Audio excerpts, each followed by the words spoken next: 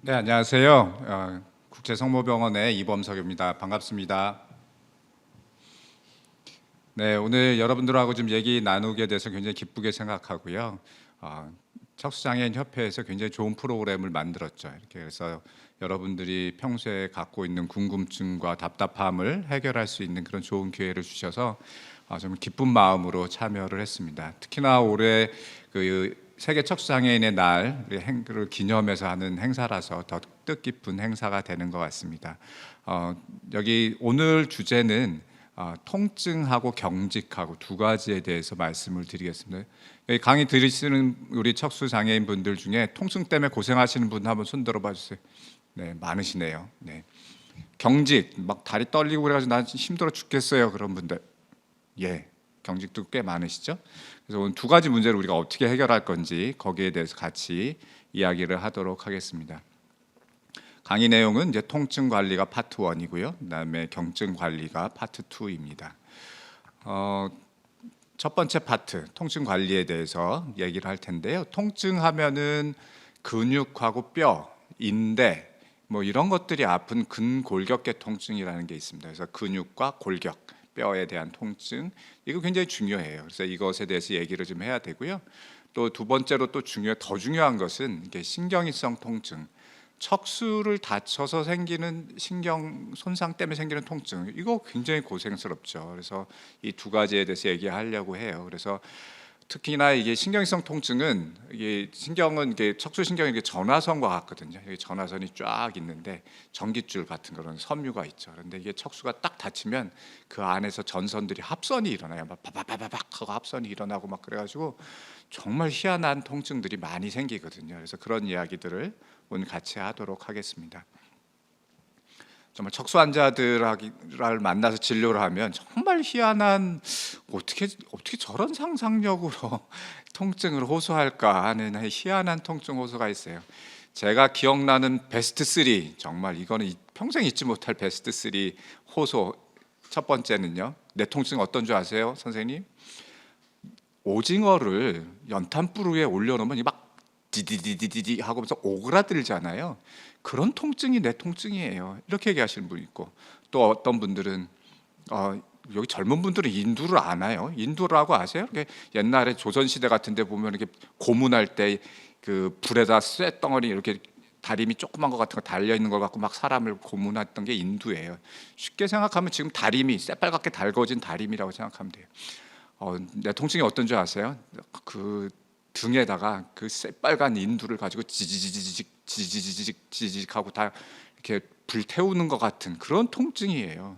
또 어떤 분들은 이렇게 얘기합니다. 이건 좀 약간 좀 너무 노골적이긴 한데 내 통증은요, 이 피부를 싹 벗겨낸 다음에 그 새빨간 살에다가 고춧가루를 팍팍팍팍 뿌려가지고 그래서 그렇게 통증이 있어요. 이렇게 얘기하는 분들이 있어요.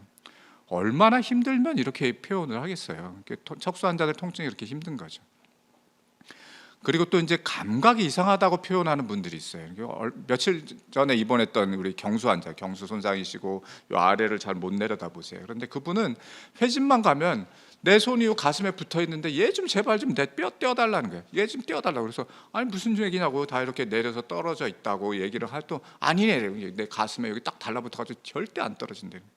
그래가지고 이제 이렇게 침대로 올려서 이렇게 보여줘요. 그러면 팔이 분명히 내려가 있는데도 본인은 팔이 여기 가슴에 딱 붙어 있는 것 같은 그런 이상한 통증이 있는. 그리고 선생님 혹시 제 발에 뭐 빈대떡 같은 게 붙어 있나요? 너무 이상한 게 붙어 있어가지고 너무 힘들어요. 그런 이상한 감각들을 호소해요. 이런 호소들을 왜 할까 잘 생각해 보면 내가 평생 경험하지 못했던 통증이에요. 통증인데 이거는 심하기가 그 한계를 뛰어넘는 통증들이 나타나거든요. 그런데 한 번도 경험하지 못했던 이상 야릇하게 통증이 오니까 그 통증을 호소하려다 보면 이렇게 희한한 통증을 하게 되는 거죠. 그래서 통증의 분류에 대해서 잠깐 좀 말씀을 드리면 국제 척수 손상 통증 분류가 굉장히 복잡하게 돼 있는데 간단하게 말씀드리면 이 파란색 줄, 맨 위에 파란색 줄처럼 척수 신경 이외의 통증이 있어요. 그리고 이 척수 신경 이외의 통증은 빨간색으로 되어 있는 근골격계 통증, 근육, 뼈 이런 데가 아픈 통증하고 내부 장기가 아픈 통증, 뭐 그런 게 있겠죠. 뭐 충수돌겹이나 뭐 그런 것 때문에 장에 문제가 있어도 아플 수 있고요. 그 다음에 이제 크게 두 번째로는 신경, 척수신경으로 인한 통증이 있어요. 그 척수신경으로 인한 통증은 요 감각이 있고 없고 그 경계가 있잖아요. 그 경계에 요 띠처럼 동그랗게 나타나는 게 이제 레벨 통증이라고 하는데, 손상 레벨 통증이라고 하고요. 그 아래, 여기서부터 저 발끝까지가 손상 아래 통증이에요. 근데 가장 흔한 것은 그 근골격계 통증하고 그다음에 이 척수신경 통증 중에 여기서부터 발끝까지 오는 그 통증, 이 두 가지를 가장 많이 호소합니다. 척수 손상 후에 통증 밝혀진 근거가 과연 뭘까요? 그래서 그 척수 손상 재활 근거라고 이렇게 열심히 이런 그동안 연구 논문들을 정리해 놓은 자료들을 보면은요, 척수 손상 후의 통증은 삶의 질에 중요한 영향을 미쳐요. 통증 때문에 삶의 질이 떨어지는 척수 환자들 굉장히 많거든요. 척수 손상 후의 통증은 흔하게 나타나고 종종 아주 심하게 나타나요. 그리고 비교적 손상 초기부터 나타나는데, 아쉽게도 척수 손상 후에 나타나는 신경성 통증, 척수 신경에 의한 신경성 통증은 치료가 그렇게 뚝딱 되지 않아요. 잘 효과적이지 않아요. 치료하기 참 쉽지 않아요. 그리고 척수 손상 후의 통증은 신경성 통증, 척수 손상에 의한 통증과 근골격계 통증이 크게 두 가지로 나누어져서 얘기할 수 있어요. 그러면은 근골격계 통증하고 척수 신경에 의한 통증을 나누는 게 굉장히 중요해요. 근데 왜 나눠야 되고 어떻게 나누느냐, 이것에 대해서 이야기를 좀 나누어 말씀을 하게 드릴게요. 그래서 요 앞에 보면 for doctors라고 빨간 줄이 있잖아요. 빨간 줄이 있는 거는 약간 전문적인 내용을 이렇게 말씀드리는 거예요. 그래서 저희 작년에 우리가 1차로 이거 했잖아요.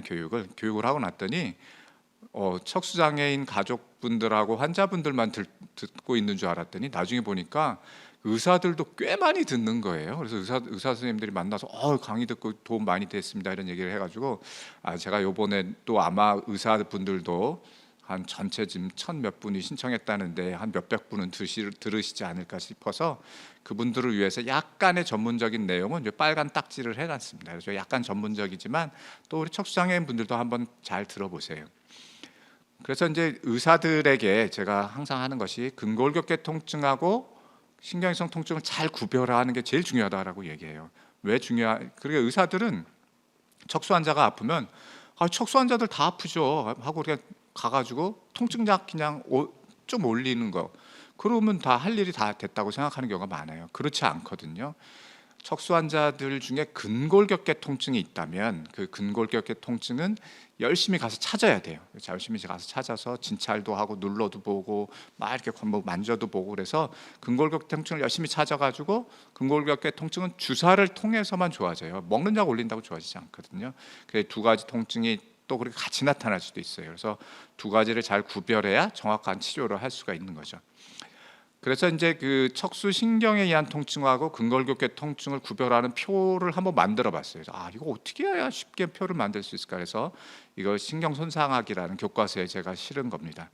세 가지 방법이 있어요. 그래서 척수 신경에서 오는 통증은 세 가지 특징이 있는데, 첫 번째로는 양측으로 와요. 그래서 팔이 아프다 그러면 손끝까지 오고, 다리가 아프다 그러면 양쪽 발끝까지 오면 척수 신경에 의한 통증일 가능성이 많고요. 두 번째로는 보통은 하루 종일 24시간 아파요.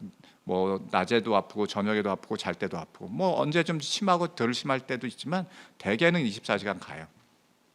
그리고 세 번째로는 척수 신경에서 오는 통증은 전기가 오는 것 같은 통증이나 차갑고 시린 통증이나 화끈거리는 약간 좀 특이한 통증 양상으로 나타나요.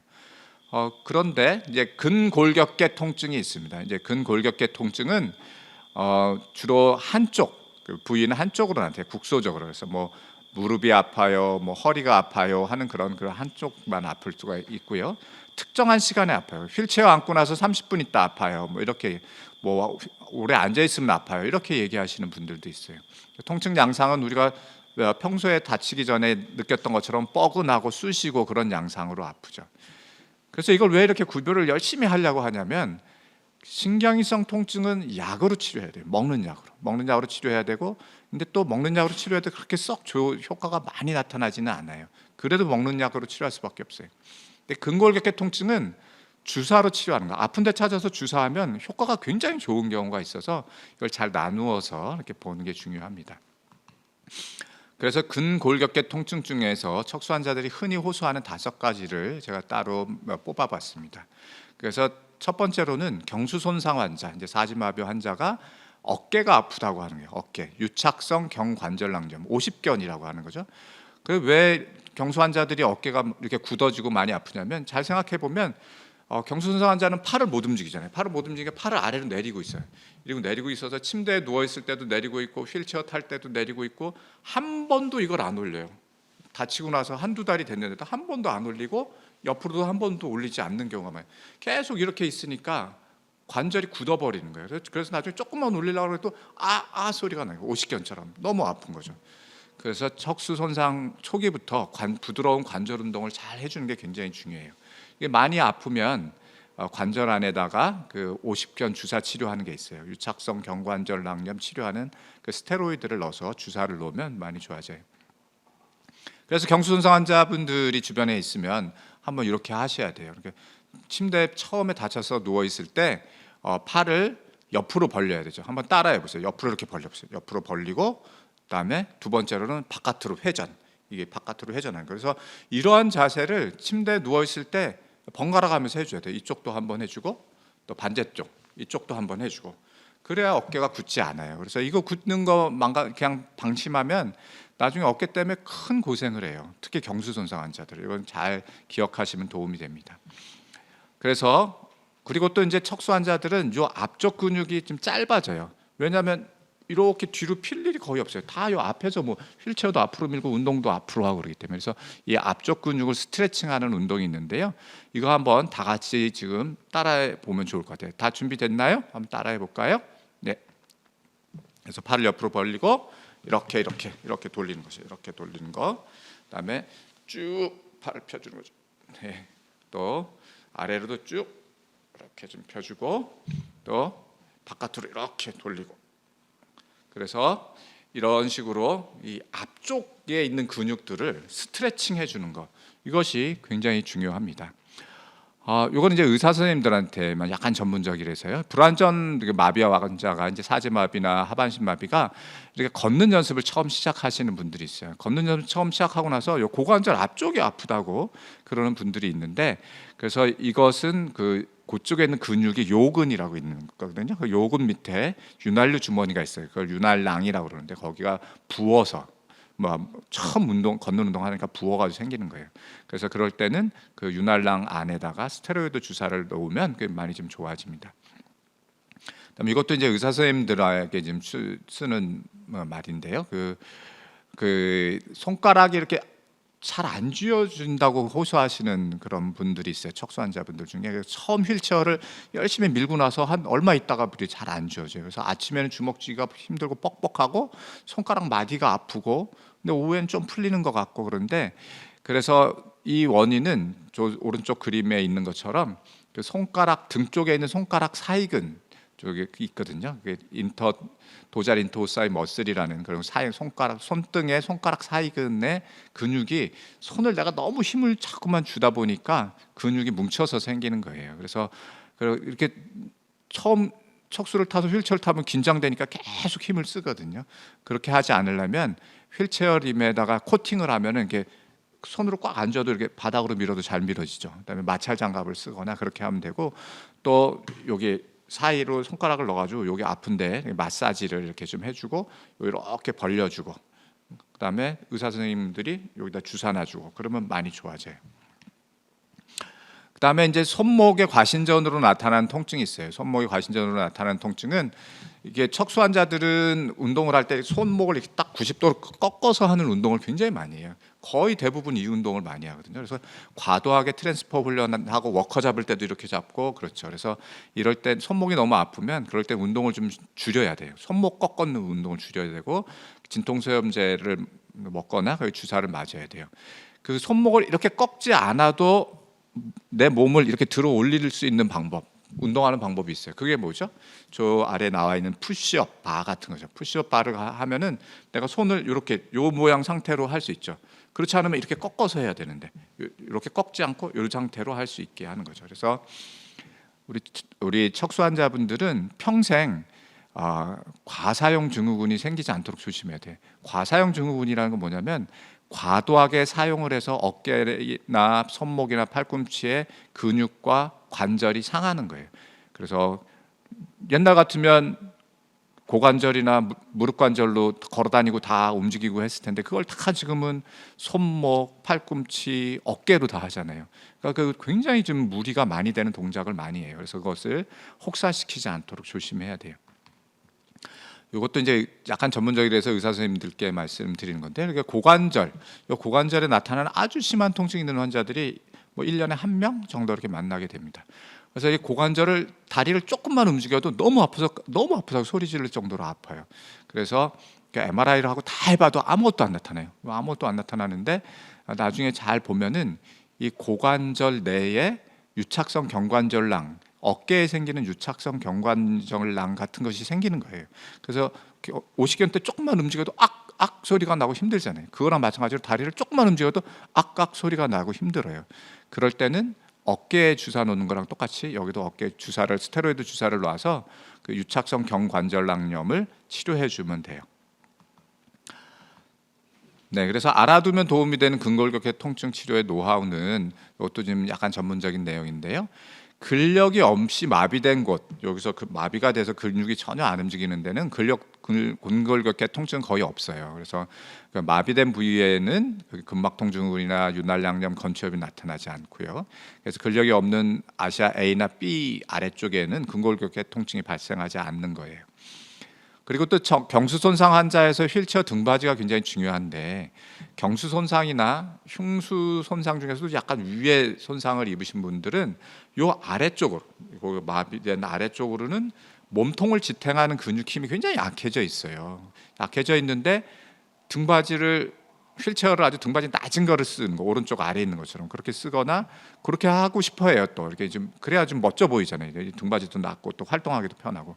근데 그러다 보니까 등을 충분히 받쳐주지 못하니까 이렇게 등이 계속 이렇게 움직이면서 지탱을 못하는 거죠. 지탱을 잘 못하니까 거기는 근육들이 계속 좀 문제가 생겨요. 그래서 그런 등받이를 적절한 것, 그래서 좀 특수형 등받이, 아래 왼쪽에 있는 가운데 있는 것 같은 그런 특수형 등받이를 사용을 하거나, 뒤에 이제 등받이를 조절하는 법을 알려드릴 텐데 등받이 잘 조절하는 게 필요해요. 팔받침하고 등받이 벨크로를 잘 조절해야 그 근골격계 통증을 막아주는데요. 여러분들 그 휠체어, 요새 나오는 그 휠체어들은 뒤에 이렇게 덮여 있는 데를 지지직 한번 뜯어보세요. 지지직 한 번도 안 뜯어보신 분들이 있는데 대개는 뜯어지는 것들이 많아요. 뜯어보면 그 앞에 벨크로가 한 대여섯 개 쭉 있습니다. 근데 그 벨크로 중에 그 위쪽 벨크로는 다시 찍 해가지고 짱짱하게 잡아서 당겨가지고 거기를 창창하게 만들어줘야 돼요. 그 휠체어를 오래 타면 등받이가 축 꺼지면서 자세가 무너지거든요. 거기 벨크로를 짱짱하게 조여줘야 이렇게 딱 허리가 펴지는 거예요. 그래서 통증이 없어지는 거예요. 그런데 그 맨 아래쪽에 한 2개 정도의 벨크로는 약간 느슨하게 해줘야 돼요. 왜냐하면 거기는 엉덩이가 뒤로 가서 이렇게 공간을 차지할 수 있는 공간을 만들어주기 때문에 그래요. 그리고 또 굉장히 많이 하는 실수 중에 하나는 팔받침을 높이를 안 맞추고 오세요. 그래서 이렇게 휠체어 타고 오셨는데 이렇게 휠체어를 타고 오는데 팔받침이 낮으니까 항상 이러고 오시는 거예요. 이러고 계속 휠체어 타고 있는 동안 허리가 휘어지는 거죠. 허리가 휘어지고 목도 휘어지고 다 휘어지잖아요. 어떻게 해야 돼요? 팔받침을 이렇게 높이를 맞춰줘야 되죠. 팔받침 높이를 맞춰주려면 이렇게 생긴 타입의 그 휠체어는 팔받침이 올라갔다 내려갔다 조절할 수가 있어요. 그래서 조절을 해서 조절하는 버튼은 지금 초록색 화살표 있는 저 뒤편에 보면 누르는 버튼이 있거든요. 그래서 팔받침의 높이는 어깨에 한번 힘 빼보세요. 어깨 한번 쭉 힘 빼고 내가 가장 편한 자세로 이렇게 딱 팔을 놨을 때 요 높이에 팔받침이 올 수 있도록 해줘야 돼요. 너무 높으면 이것도 불편하죠. 너무 낮아도 불편해요. 그러니까 내가 어깨에 힘 빼고 휠체어에 앉아서 제일 편한 높이에 딱 왔을 때 여기에 팔받침이 양쪽에 딱 맞게 좌우가 맞게 해줘야 돼요. 일단 휠체어에서 압력을 경감하는 방법들에서 휠체어 오래 앉아 있으면 엉덩이 압력이 생겨가지고 좌골 부위에 욕창이 생기잖아요. 그래서 욕창 생기지 않게 하기 위해서 30분 앉아 있으면 30초간 엉덩이를 들어줘야 되고 그렇게 우리가 공식처럼 전에 외운 적이 있어요. 30, 30. 그런데 이제 문제는 이렇게 어깨를 힘을 줘서 이렇게 들어 올리면 그때 어깨에 굉장히 많은 압력이 가는 거예요. 그래서 어깨가 계속 무리가 되는 거죠.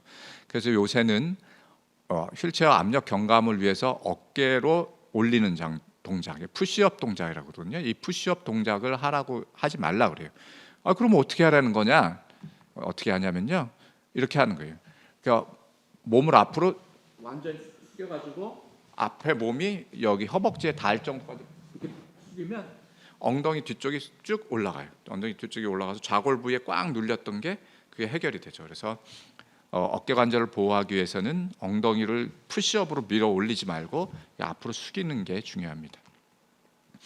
그리고 이제 우리가 휠체어를 타고 계속 앞으로만 운동을 하니까 이 앞쪽 근육만 강화가 돼요.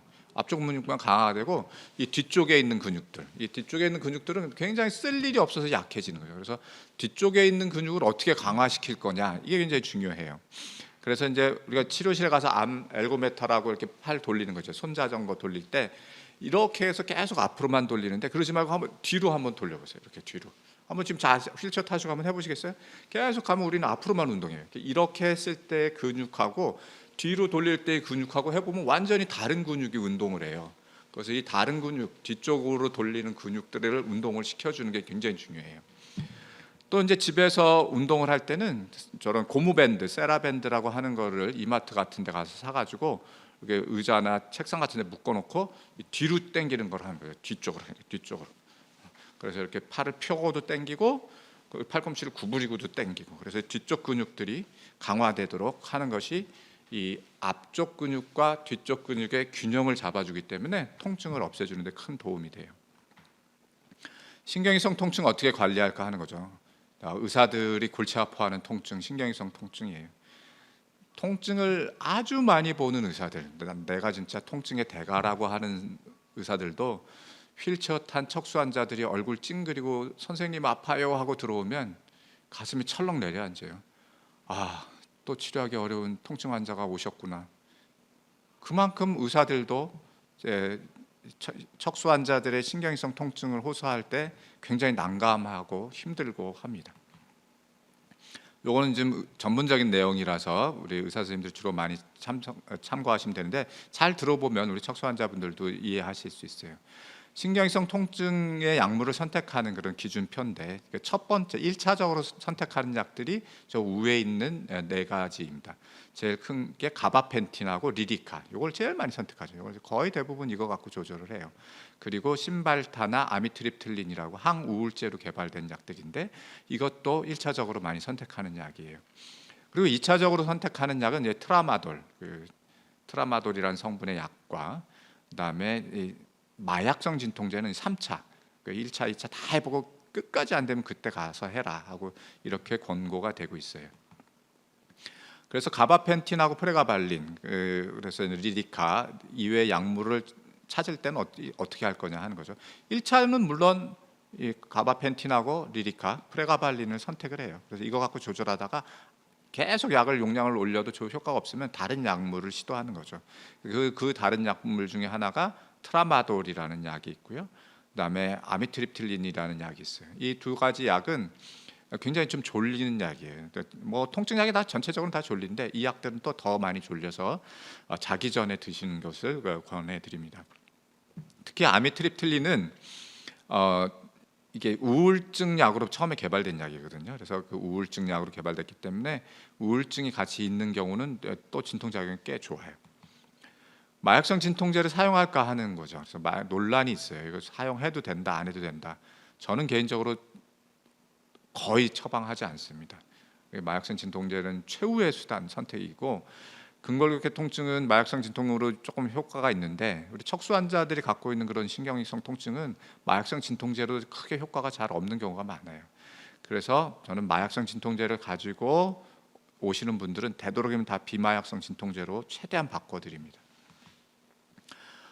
그러면 어떻게 하라는 거냐, 통증 치료를. 그러면 그러려니 친구려니 요법 이게 제일 중요해요.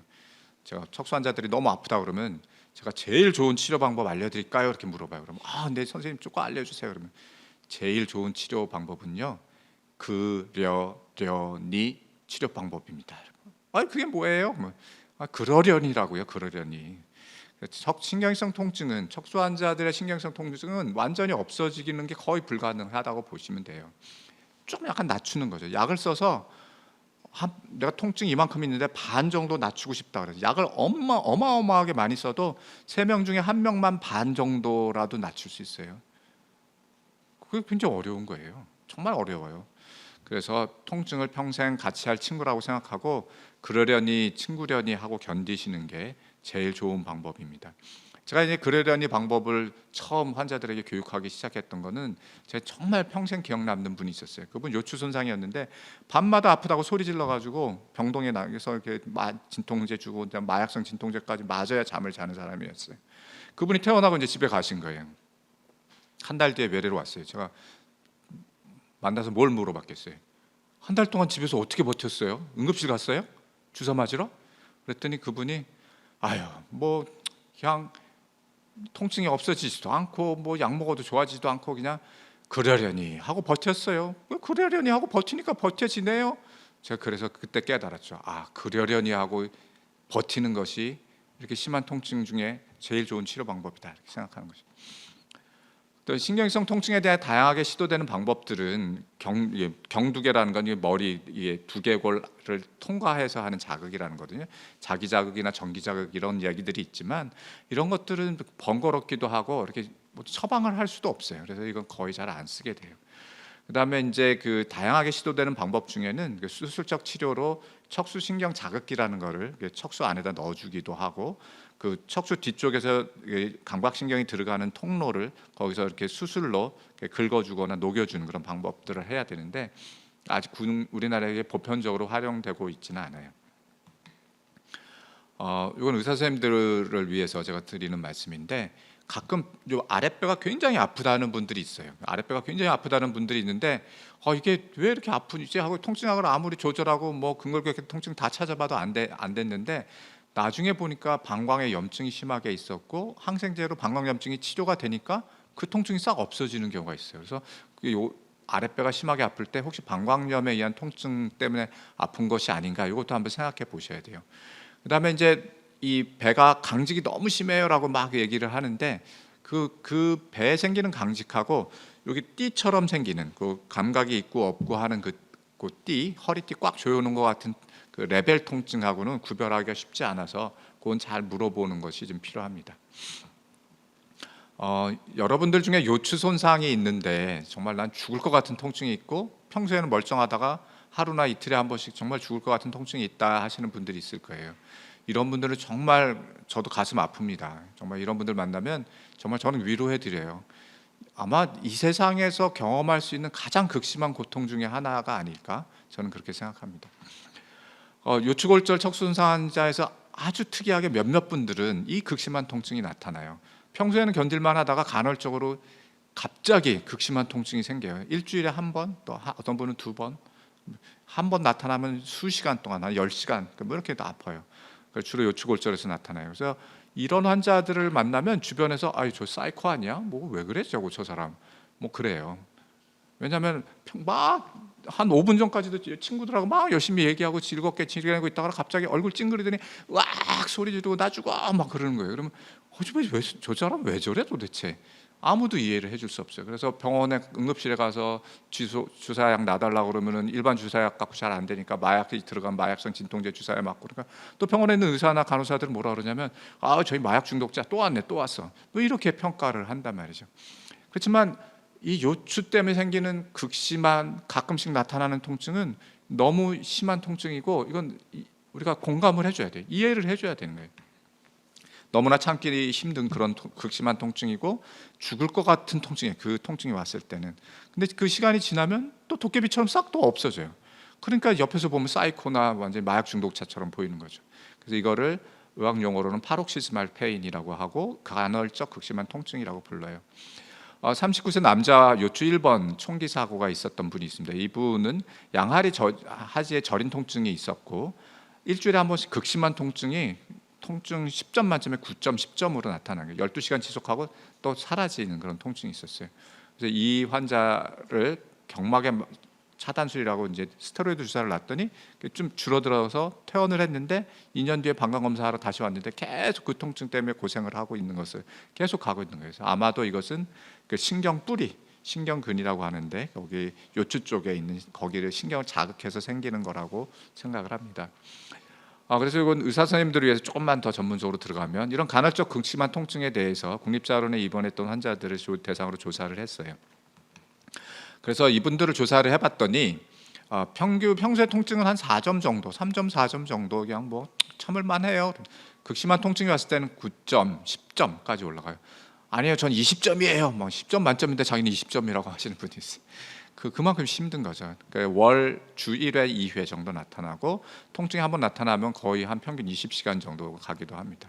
그래서 이런 분들을 쭉 조사를 해봤더니 척수 손상 레벨을 봤을 때 다 흉추 12번, 요추 1번, 요추 1, 2번 거기에 다 모여 있어요. 흉추 높은 데거나 경추 환자들은 한 명도 없어요. 그러니까 여기에서 생기는 거죠. 여기에 생겼다는 거는 그 디스크가 우리 그 다리로 가는 말초 신경근을 건드리는 것처럼 그 레벨이라는 거죠. 저 의사 선생님들을 위한 건데, 그래서 이럴 때 도잘루트 엔트리 존이라는 그런 시술을 하게 됐으면은 이 연구에서는 굉장히 그 결과가 좋게 나왔고요. 또 다른 연구에서도 그런 그 통증이 있을 때는 도잘루트 엔트리 존 그쪽을 이렇게 잘 자극을 해주는 것이 그걸 치료해 주는 게 좋다라는 그런 보고가 있었습니다. 국제성모병의 통증 치료 노하우입니다. 통증 치료 어떻게 하나? 통증이 있는 환자들이 오면은 바라는 것이 내가 정말 옛날처럼 맑게 개인 짱 하나를 정말 하루라도 경험해 보고 싶어요, 이런 얘기를 하세요. 우리가 정상적으로 다치기 전에는 그게 정상이었잖아요. 하나도 안 아프고 어디 아프면 좀 아팠다가 약 먹고 그러면 또 다시 또 하나도 안 아파지고 그 맑게 개인 파란 하늘, 그거는 이제 물 건너 간 거예요. 그렇게 되기는 정말 힘들어요. 아무리 노력해도 아주 쨍하고 통증이 하나도 없는 영, 그런 상태로 다시 오기는 어려워요. 천둥 번개만 안 치고 그냥 구름 끼고 우중충하고 그 정도만 돼도 다행이다 이렇게 생각하셔야 돼요. 바람직하지 않은 해결 방안이 있어요. 술이나 마약성 진통제에 자꾸 의존하는데 이건 해결책이 아니에요. 잠시 통증 감소되는 것 같지만 결국은 평생 중독에 빠질 수가 있어요. 술이 정말 통증 치료의 대안이 될 수 있을까요? 척수 환자들 만나보면은 지금 나이 드신 분 중에 이런 말씀하세요. 야, 척수 환자는 말이야 이렇게 술이 만병통치야. 너 술 먹어봐. 술 먹으면 통증 없어지죠. 통증이 이제 가려지는 거죠. 출취해가지고. 또 변비가 심했던 분, 대변도 잘 나와. 우울했다가 막 술 먹으면 뭐 노래하고 신나고 우울증도 다 치료돼. 이렇게 얘기하시는 분들이 있어요. 이게 과연 맞는 말일까요? 월남전 이후에 많은 상위 군인 분들 중에 척수를 다쳐가지고 귀국하신 분들이 있어요. 그분들이 정말 인생 이제 살기 힘들고 통증은 있고 그러니까 계속 술을 마셔가지고 그분들 중에 마약처럼 술 중독에 빠졌던 분들이 꽤 많이 있어요.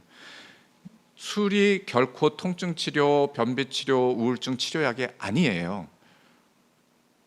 만약에 이게 그럼 뭐 병원에서 의사가 이렇게 가서 나 통증 있어요. 그러면 소주 뭐 한 잔 드세요. 뭐 그러나요?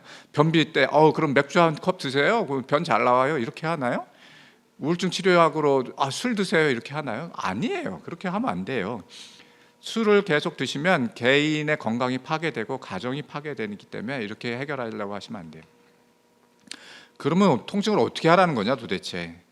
힘든 이야기고 말씀드리기 미안한 이야기지만 그냥 그러려니 평생 친구려니 하고 데리고 사는 거예요. 뭐 어떡하겠어요. 뭐 결혼해서 부인 남편이 마음에 안 들어도 그러려니 하고 데리고 평생 살아야지. 어떻게 해요. 가장 좋은 방법은 그러려니 친구려니 하는 거고요.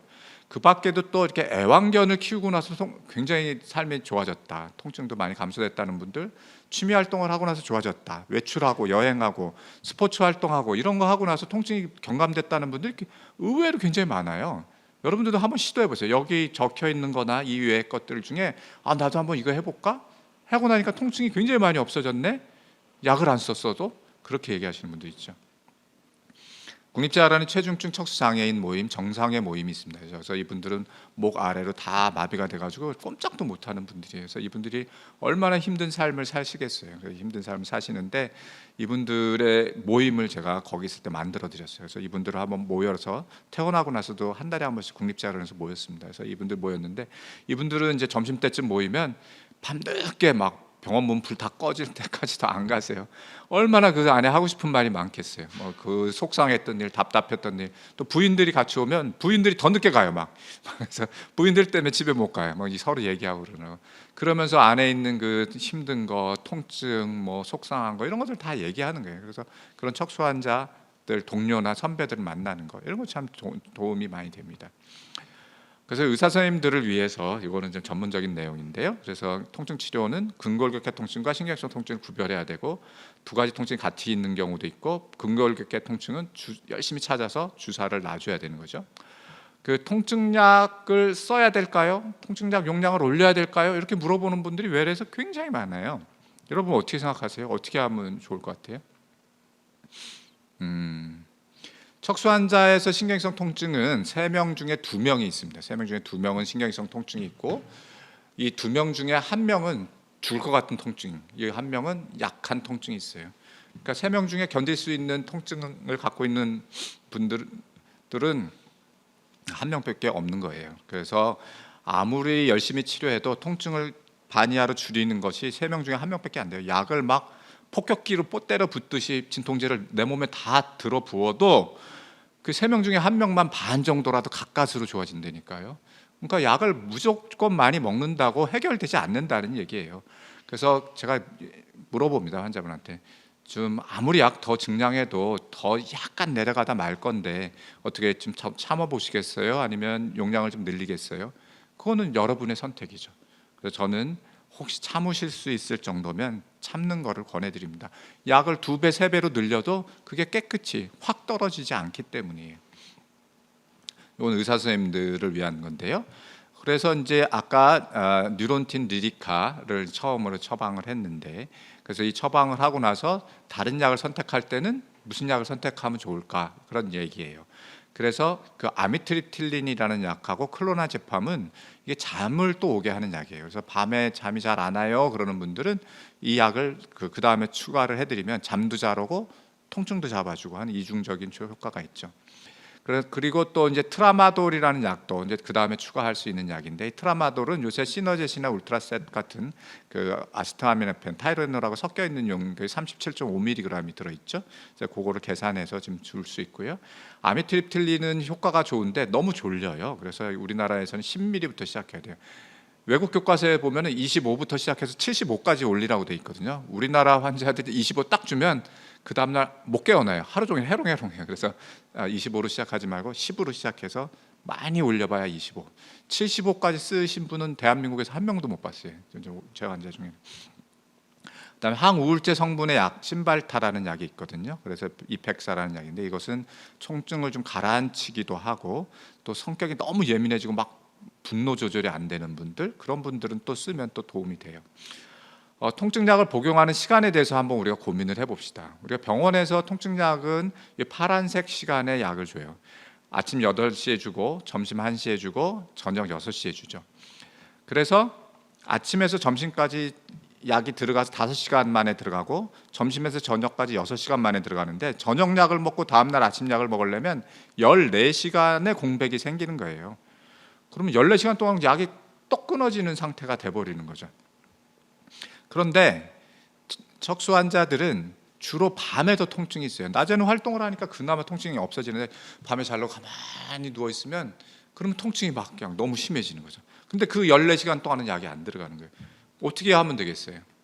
어떻게 두 가지 방법이 있죠. 하나는 밤 10시 취침 전에 통증약을 주는 거예요. 통증약, 강직약, 통증약 밤 10시에 주는 거예요. 그러면은 그 공백 기간을 좀 줄여줄 수 있고, 또 이렇게 약을 쓰는데 낮에는 또 너무 졸려 하시는 분이 있어요. 약 쓰고 나서 강직약이나 통증약, 그러면 점심시간 약을 빼보는 거죠. 점심시간 약을 빼서 조절할 수 있습니다. 특이한 통증들의 관리인데요. 그래서 요추 골절과 동반된 간헐적이고 극심한 통증, 아까 그 너무 심한 통증 말씀드렸잖아요. 그 통증 환자들은 정말 너무 힘들어요. 그래서 공감을 해줘야 됩니다. 제가 이런 분들 환자 외래로 오시면 얼마나 힘드셨어요. 이 통증 정말 힘든 건데 어떻게 이렇게 용케 참으세요? 그러면 그분들이 눈물을 흘립니다. 내가 어느 병원을 다녀봐도 내 통증을 이해해주는 사람 아무도 없었고, 정말 마약 중독자로 처분하고 생각하거나 뭐 사이코로 하거나 그랬는데, 선생님이 처음 내 통증, 이 갑자기 나타나는 이 극심한 통증을 이해해 주셨어요 하고 고마워하죠. 공감을 해줘야 돼요. 그리고 그런 분들한테. 혹시 이제 통증을 호소하는데 이게 이 머리나 가슴 쪽에 죽을 것 같은 통증이 있어요라는 표현을 혹시 들으신다면, 이 죽을 것 같은이라는 말은 이퀄 자율신경 과반사증을 딱 떠올리셔야 돼요. 혹시 자율신경 과반사증 때문에 이렇게 힘들어하시는 거 아니었을까? 그때 그 통증이 나타날 때 혈압을 재서 혈압이 높으면 이건 과반사기 때문에 응급 상황이고, 그 과반사를 잘 관리해주는 그게 매뉴얼대로 따라가야 돼요. 죽을 것 같은 이러다가 죽을 것 같아요 막 그러면 혹시 과반사 아닌가? 이거는 반드시 죽을 것 같다는 단어에 과반사를 딱 떠올리고 그렇게 찾아보는 게 중요합니다. 또 이게 여름이 되면 환자분하고 가족분이 진료실에 와가지고 서로 막 싸워요. 아니 나는 여름 되가 더워 죽겠는데 이게 에어컨을 왜 안 틀어주냐고 그러면 가족분들은 지금도 추워 죽겠는데 거기다 에어컨을 계속 틀면 어떻게 하냐고 막 싸우고 그래요. 대안이 뭐예요? 척수 환자들은, 특히 경소 환자들은 체온 조절이 안 되기 때문에 열이 계속 올라가요. 열이 계속 올라가고 막 힘들고, 그럼 너무 심하면 죽을 것 같은 통증을 느끼거든요. 그러면 뭐 적당히 에어컨 틀어서 중간 값을 맞춰 놓죠 뭐 그렇게 하는데, 그건 답이 안 돼요. 그러면 가족들도 힘들고 환자도 힘들어요. 환자는 여름에 에어컨을 안 틀어 놓으면, 여러분 그 고온 다습한 사우나에 보호자분들 한번 들어가 보세요. 거기 한 몇 분이나 버틸 수 있어요? 5분 10분 버티나요? 그것처럼 숨이 탁탁 막히고 죽을 것 같은 거예요. 그러니까 그럴 때는 척수 환자가 있는 공간에는 에어컨을 설치하고, 이제 바깥에는 에어컨을 꺼놓고, 이렇게 해서 해결을 하셔야 됩니다. 통증 치료 맺은 말입니다. 통증 치료는 척수 손상 환자의 통증은 안타깝게도 쉽게 해결되지 않고, 맑게 개인 하늘을 기대하지 말고 천둥 번개만 줄어도 다행이다 이렇게 생각하셔야 돼요. 근골격계 통증은 주사로 적극적으로 치료하고, 신경이성 통증은 약물로 치료하는 게 기본입니다. 그리고 제일 좋은, 이 지구상에서 제일 좋은 치료 방법, 신경성 통증, 그러려니 치료법이에요. 그러려니 잊어버리지 마시고 그러려니 하고 참고 견디셔야 돼요. 적극적인 사회활동, 반려동물 키우는 거, 취미, 스포츠, 척수 동료 만나는 거 큰 도움이 됩니다. 간헐적 극심한 통증이 있는 환자분들은 공감해 주는 게 필요합니다. 두 번째로는 이제 경직 관리인데요. 시간이 좀 많이 가서 빠른 속도로 이제 진행하도록 하겠습니다. 척수 손상 환자에게서 경직이 나타나죠. 경직은 강직과 같은 말로 사용합니다. 그래서 경직이라고 써도 되고 강직이라고 써도 되는데, 우리 재활의학 학회에서는 경직이라는 말을 더 선호합니다. 척수 손상은 이게 요추보다 위쪽으로 다쳤을 때를 상부라고 하고, 그 아래를 다쳤을 때 하부라고 우리가 말을 하죠. 그래서 경직 현상이 나타나는 것은 척수 요수보다 위를 다쳤을 때 상부 손상에서 나타납니다. 상부 손상에서는 경추나 흉추 손상이고 주로 다리에 경직이 나타나고요. 하부 손상은 주로 요추 손상이고 다리에 경직이 없어요. 그래서 왜 경직이 나타나는지 굉장히 궁금해하세요, 척수 환자들이. 그래서 제가 고민하다가 호랑이, 여우, 토끼 이론을 하나 만들었어요. 지금 웃기는 이론이 제목이 좀 그런데 한번 들어보세요.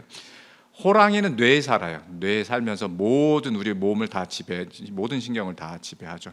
토끼는 다리에 살아요. 그래서 호랑이가 토끼야 일로 와 그러면 와야 되고, 저리 가 그러면 가야 되죠. 그래서 그런 거 다 하는 것이 이제 토끼가 다리죠. 그런데 이렇게 해서 말을 잘 듣던 토끼가 오른쪽 그림처럼 척수 손상이 돼서 끊어지면은 다리 말을 안 들어요. 토끼가 호랑이 말을 들을 필요가 없죠. 거기서 조절을 못 해주니까. 그런데 요 끝에, 척수의 끝에 누가 사냐면 여우가 살아요. 이 여우가 사는데, 이 여우가 이제 토끼를 지배하는 거예요. 그래서 야 토끼야, 우리 심심한데 다리 한번 떨어볼까? 다리 떨어. 그러면 막 떨어요. 그러면 이 호랑이가 생각할 때, 야 너 뭐 토끼 너 지금 뭐 하는 거야? 빨리 멈춰. 그래도 안 멈추죠. 뭐 나는 이제 더 이상 호랑이의 지배를 받지 않고 척수의 지배를 받기 때문에, 여우의 지배를 받기 때문에 그래요. 환자들이 많이 하는 질문, 선생님 다리가 움직여요 드디어, 막 감격해서 말씀을 하세요. 이게 근력의 회복인지 다치고 나서 6주 정도 지나면서 경직이 시작되는데 경직이 시작인지 구별해야 돼요. 내 다리가 움직일 때, 내가 움직이고 싶을 때 움직이고 안 움직이고 싶을 때 안 움직이면 그거는 다리 근력이 좋아지는 거지만, 자기 마음대로 막 이렇게 올라오고 막 그러는 거는 그건 경직이에요. 가슴과 배가 조여요. 이건 경직일 수도 있고 레벨 통증일 수도 있어요. 그다음에 운동으로 경직이 좋아지나요? 운동을 막 심하게 하면 오히려 경직이 심해지는 경우가 있어요. 그래서 기립 운동은 경직을 줄여주고, 그다음에 부드럽게 움직여 주는 것이 경직 완화에 도움이 돼요. 다리가 떨리는데 경직약을 먹어야 하나요? 언제까지 먹어야 하나요? 굉장히 많은 질문이죠.